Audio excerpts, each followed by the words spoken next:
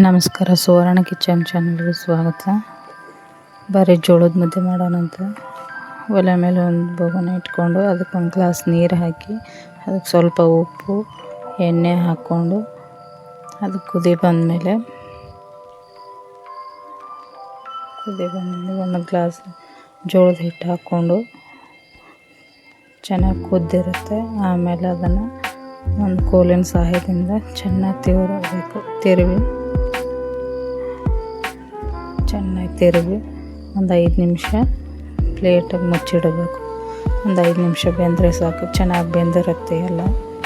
ಅದನ್ನು ಒಂದು ಪ್ಲೇಟಿಗೆ ಹಾಕ್ಕೊಂಡು ಮುದ್ದೆ ಕಟ್ಟಬೇಕು. ಸೇಮ್ ಜೋಳದ ಮುದ್ದೆ ಕಟ್ಟಿದಾಗೇ, ರಾಗಿ ಮುದ್ದೆ ಕಟ್ಟಿದಾಗೇ ಕಟ್ಕೋಬೇಕೆಲ್ಲ. ಶೇಪ್ ಚೆನ್ನಾಗಿ ಕೊಟ್ಕೊಂಡು ಅದು ಸಾಂಬಾರು ಜೊತೆ ಸ್ವಲ್ಪ ತುಪ್ಪ ಹಾಕ್ಕೊಂಡು ತಿಂದರೆ ಜೋಳದ ಮುದ್ದೆ ಸೂಪರಾಗಿರುತ್ತೆ.